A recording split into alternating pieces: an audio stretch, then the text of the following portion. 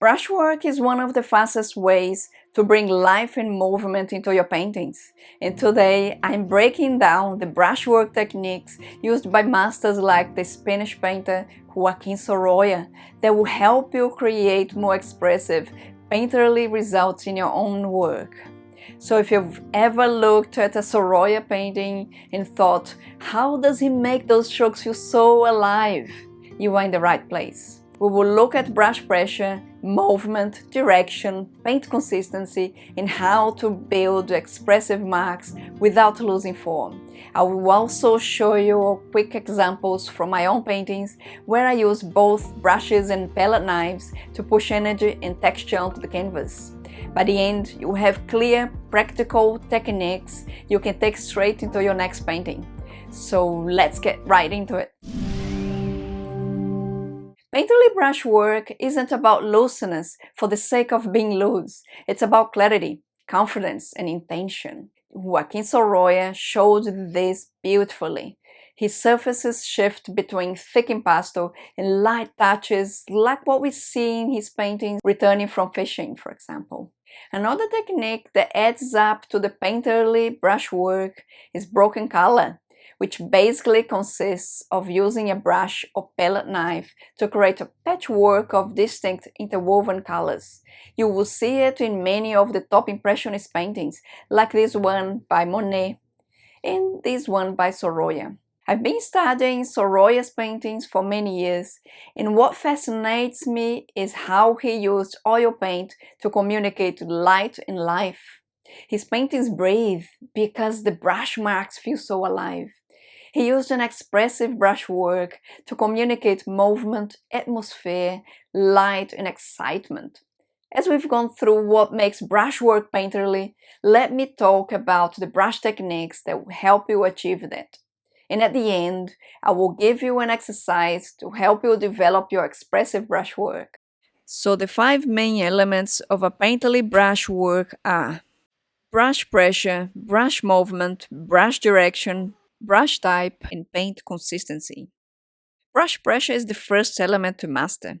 Heavy pressure is great for broad, confident shapes and laying down your main color masses. Light pressure is perfect for applying flicks of texture and impasto layers, especially when working wet into wet, also for subtle transitions of color and broken color effects, where you don't want the color underneath to be disturbed by subsequent layer of color. You can also switch pressure mid-stroke to add variety and interest to your brush strokes. So the next one is brush movement. In terms of brush movement, you should follow the logic of what you are painting. Let your strokes travel along the form, like the curve of a cheek, the tilt of a shoulder, or the direction of light on water. This is one of Van Gogh's self-portraits, and it's a good example of brush direction and brush movement. We can see how he explored the brush work following the direction of the muscles, the structure of the face, and that gives movement as well, to the figure, to the painting. So all those areas here will follow the structure, the logic of that surface, that area. See the hair going this way here, the way the hair is brushed and tidied up. Then, the strokes on his forehead and slightly rounded here, following those muscles. The way he painted his eyebrows here, just suggesting the lines instead of making it look realistic. And then the lines here, the complementary colors as well, green and red. But you see this is a clear example of the brush direction, brush movement, that painterly look in terms of the paint consistency as well. A painterly style thrives on contrast between thick paint and thin paint. It's the paint thickness. Use thicker paint in the lights where you want emphasis and sparkle, like what we see here, for example. This area is a light area, so we can see that Van Gogh worked quite thickly here, while the shadows, it's just flat. It's a flat application. The same here. the jacket. It's flat. We don't see texture here, but we see on this lighter area. So that's to do with the paint consistency, that contrast. You keep shadows leaner, thinner, more transparent. This difference creates depth and a beautiful sense of atmosphere and form as well. The lights pop, the darks just recede. So you kind of creating a hierarchy of textures. So every stroke should have a purpose. You can describe form, light, or atmosphere. The direction of your brush will suggest the way the surface goes. Avoid dabbing too much or overblending. Instead, place and leave it. I know that's easy said, hard done. And then I try to remind myself that as well. So changing values here, changing the consistency, just adding more liquid, see a bit of the translucency on the color, but basically just trying to move in a way that can conceive the idea of movement. So the type of brush is very important as well. I like the hog bristle and I like flat and filbert. They both fine. They're great for expressive strokes and they're good for adding edge variety as well. I also like using the Tish Dagger brush. They are all made by Rosemary & Co. I love their brushes. The Dagger brush is great for landscape painting. I usually use the softer brushes and the synthetic brushes if I want a bit more precision with my brush strokes, and smaller brushes for painting detail. So I start with the hog bristles and then I go back and change the brushes as I develop the painting. In terms of brush direction, Sorolla often changed direction between passages to keep the surface lively. So you can try alternating maybe horizontal strokes in one area and diagonal or vertical in another. This break in rhythm brings energy and stops everything from looking overblended or smoothed out. Another thing that adds up to the painterly style is the use of reflected lights and also the exaggeration of it.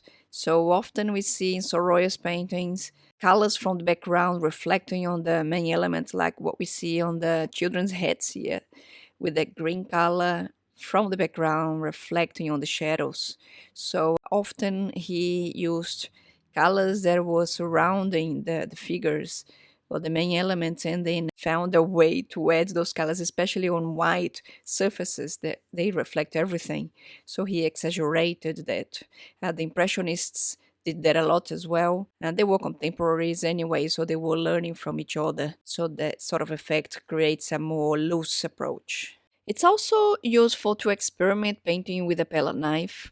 I find it easier to create texture and move paint around to increase movement into my paintings. This is my latest painting. Basically, I follow the same principles I do for brushwork. I start by blocking in bigger masses and the stroke pressure is heavier and bigger. Then I go into the more details, so I just hold the knife very carefully here, and then I put pressure on the first stroke and then I pull it, pressure mid-stroke, as you can see there. Use my index finger to control the knife's pressure and precision so I can get the shapes right. So when I'm blocking in, basically I go heavier. When I'm adding the highlights, I just pull the knife more gently. And then I start working on the reflected lights here, as you can see. So I'm just using the very flat of the knife and just skimming over to blend the color in, but not to scrape the paint underneath off. I work wet into wet, so I have to be careful with it. I also like blending colors with the knife. So when I'm painting like this here, for example, I like the transition color to blend into this pale color and then the dark color as well.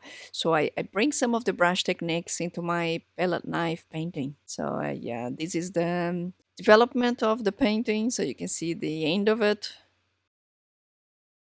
So back to Sorolla. This is one of Sorolla's small studies of his children on the beach. And this is included in my Sorolla series. That's among the several painting demos and exercises included in this online program. More details in the description area below this video. So now let's head to that exercise that I promised you. I've created a simple exercise to help you build confident painterly brushwork more quickly. I call it fill in the blanks. I've taken selected sections from a Sorolla painting, like this here, for example, leaving a simplified toned area for you to complete. We are going to use a clear sheet cover like this here we use for binding books or anything that's similar. And then you can just mount it here on your template. By the way, you can download the templates from the link below the this video in the description area. Just go and get it. So your goal isn't to copy every detail, but to continue the painting using SOROLLA'S brushwork language, following his direction, pressure, color breaks, and edges. So we're going to complete this here. This is also a good way for you to check if the color you mixed is correct, as you can put a sample of the mixture on the colored area to match. So I'm going to start with the blues. So I need to get a bit of ultramarine blue because that's what will give us those darker colors here, by mixing it with brown. So just get a bit of this blue here. Cobalt blue because it was widely used by Sorolla, so I'm going to use it. I'd like some cadmium red there. I can see that color, especially on the skin areas. And then here as well, as we mix this more purple color. Then just cadmium yellow, pale. I've got a feeling that we need a more pink color, so I got here like a quinacridone magenta or brownie rose, so you can use alizarin crimson, that should be fine as well. And titanium white, you can use lead white if you have it. I like titanium. I try to move away from lead. So then here we have burnt sienna, so that's going to be very useful. Then I'm going to use a bit of liquid as well, liquid original.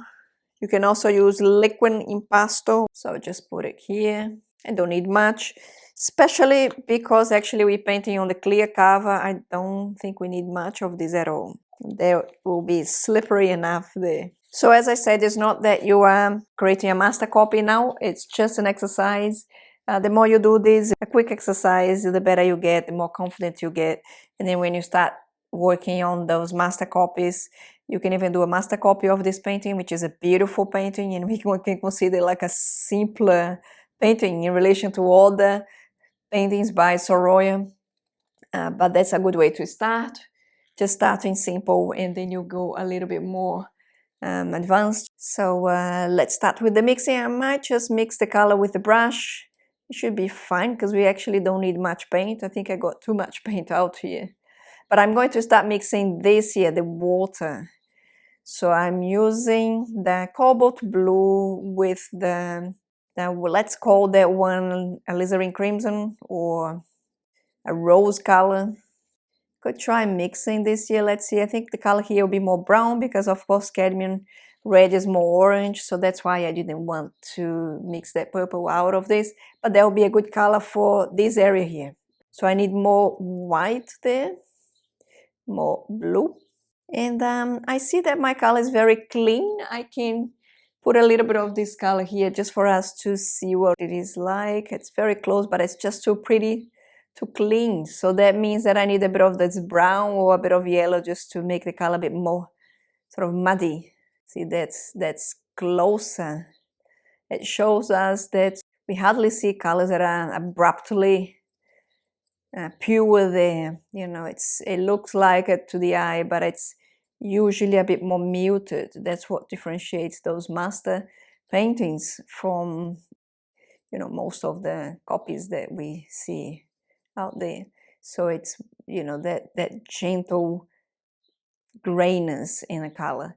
So that's very close. I could add a little bit more blue here just to have a good match. And then I'll probably use a variety of those colors here. I think it just takes a little bit more brown, so just add a bit more.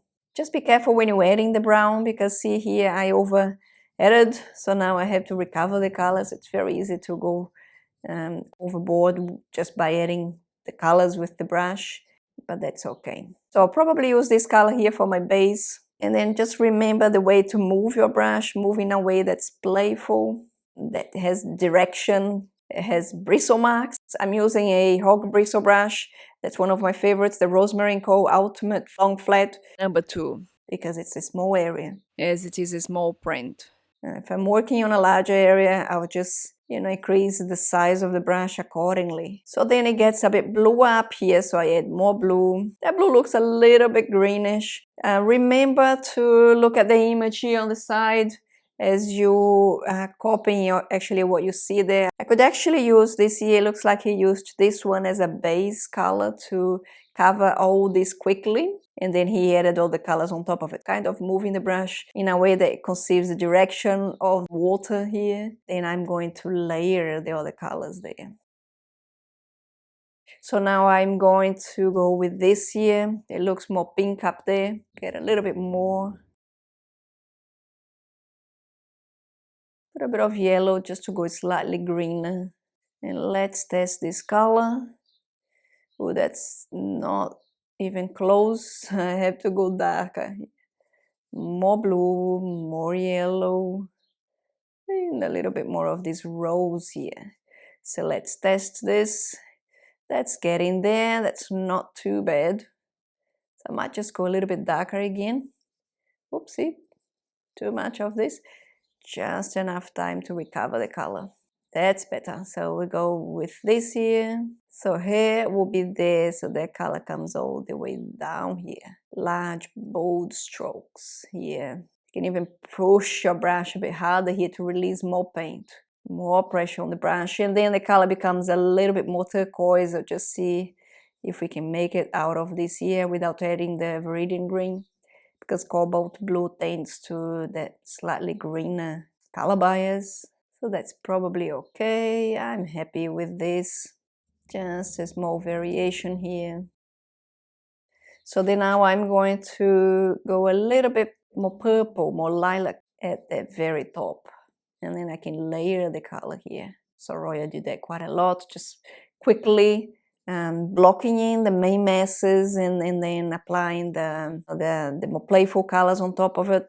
And then not mixing, the colors entirely, just sometimes just mixing here. A bit more of this greenish color up.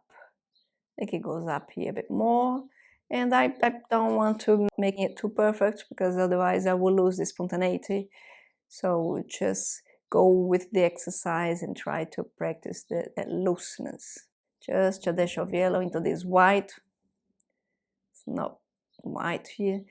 So that's about it. Then now the girl's hair. So I'm going to use the sienna. It seems that he used, the sienna color just as an underpainting here. I could actually add a little bit of this blue just to tone the color, but don't even need to use liquid here because it's slippery enough. So that goes here, just the paint as it is. And this burnt sienna is made by Winsor & Newton, so it's quite translucent already. And then now I'm going to mix it with blue to go darker. And then I'm going to start modeling. I'll start creating form just by adding some contrast here. So then I can put a bit more pressure on the brush just to release a little bit more paint, as I want this here to be darker, so not too, see through. Then I can just join this here. Oh, there as well, firm stroke here, just pulling some bits in to show the direction of the hair. And then back to the brown, so just put a little bit more brown here. Then I'm going to just bring that bit of hair over the water. Just connecting with this, it looks more purple down here. That's okay. I can just reshape it a bit.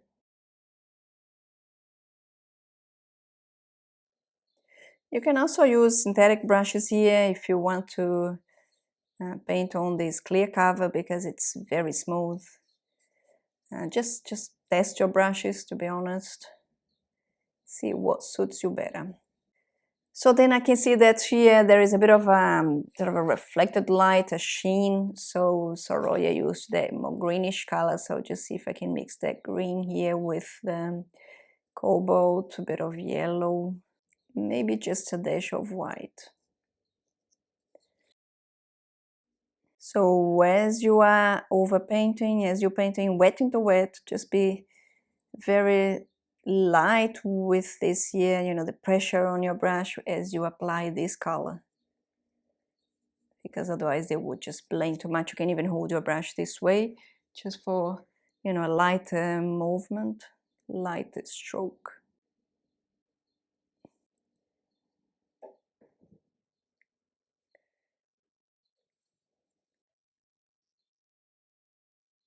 Now I'm looking forward to painting the girl's forehead, so I'll just do that now. So I'm mixing cadmium yellow with cadmium red light. I mix this very orange color. I have a bit of this brown on the brush, but as we can see, it's very vivid, so I need a tad of white. I might just add a bit of this here as well. And then just gently a bit of this green or even blue. It's getting there, but it's not there yet, just more red. A little bit more white. Just be patient when you're mixing color. So keep testing your color, especially when you are mixing. Just add little bits of blue here, for example, just to make it duller, and then test it. If the color matches, that's a good color for the base. So I'm using this here just to blocking this whole shape, and then I will create some form on top of it just by varying the values. So I use the brush to soften the edge of the hair as well. And then it's time to blend it a bit. We don't see the line separating the, you know, the face, the image that's underneath from the new one. So I'm using a bit of this green here, as I can see there on Sorolla's painting.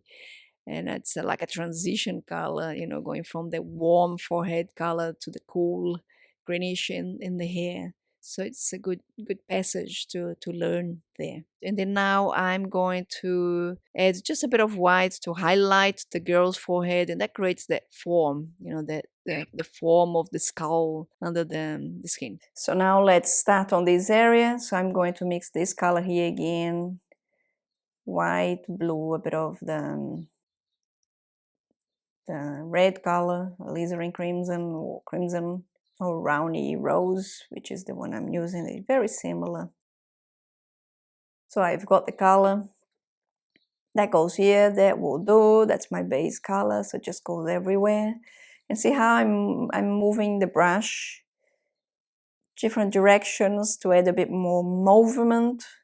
So sometimes I go this way, following the shape here, other times, most times like this, to follow the direction of the water, the way the water moves. Sometimes just change direction to make it look more interesting. So then now I can go back and add a few other colors on top just to match more with the Sorolla colors here. And to make it more fun, that's a good way to learn. We learn a lot by doing this sort of exercise, because then when you are creating your painting, you have that experience in your brain, and then it will just spill out onto your painting. The more you do it, the better you get. It doesn't mean that you're going to copy that completely. It's just for you to learn. All the masters learned that way. They all admired somebody before them, and they went to the museums or the other artist studios to emulate them, their techniques, and then they could find their own style or, you know, their own expression. So there is no problem with that, as long as you're not trying to be the other artist, you know, entirely. So you're just creating your own thing, but you want to learn the technique. So see, this one is a match. Then now this one here. So more of the two reds and a bit of blue. This one's a bit warmer, so that's why I need a color again, a base color. Just a good match actually. So I'll just go here and then cover this all. Bit of white. That's okay. For the base, it looks like there is a bit more blue in there.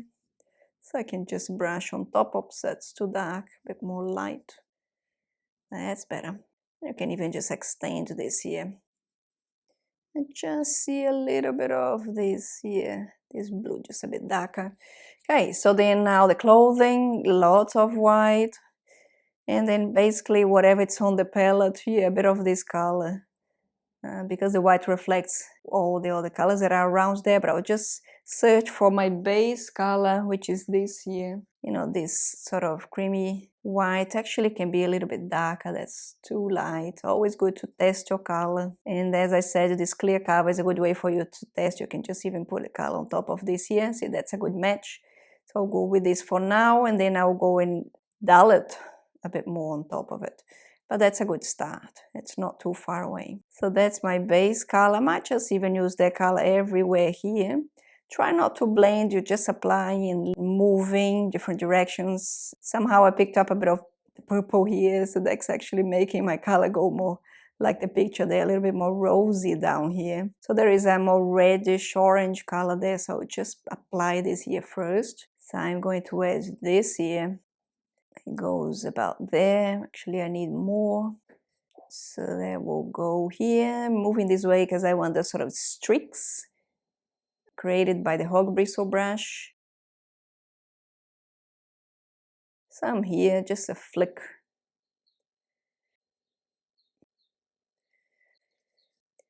So I see a bit of this, I can use a bit of the ultramarine blue to go a bit darker, and then I see a bit of this purple here, it's like a darkish color. That's enough, that's good. Then more white into this yellow, just to go here. It's slightly greener, that color, so just add a bit more of this blue. A dash of yellow, just a bit.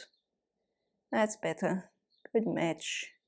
Now just coloring that shape, that will be enough.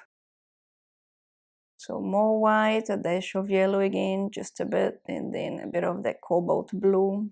Cool, that's a good color to go here, which is lighter. And as I see the brush direction, there looks like it's going that way, up and down here. And a bit of a diagonal to follow this. It looks like the color there has a bit more blue. So I'm going to add more greenish. Greenish, maybe this. That's a good match. That's amazing, isn't it? I think that's whiter than that, but it's not.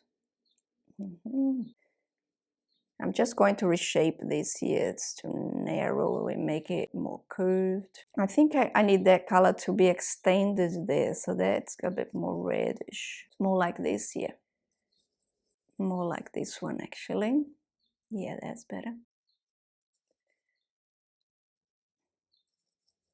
Then this here is a bit darker.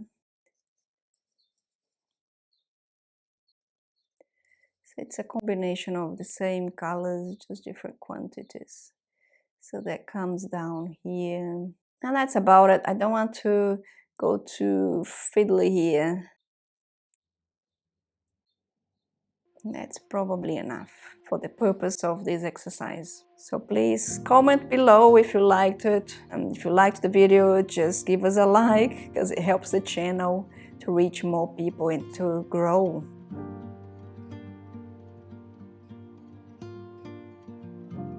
And don't forget to download the PDF, the templates, as well as if you want to check my course, which goes more in depth with lots of exercises and full master copies and a lot more for you to learn. And there you have it. If you'd like to dive deeper into these techniques, I've just added some brand new lessons dedicated to SOROLLA'S impasto brushwork as a bonus to my SOROLLA'S series online course.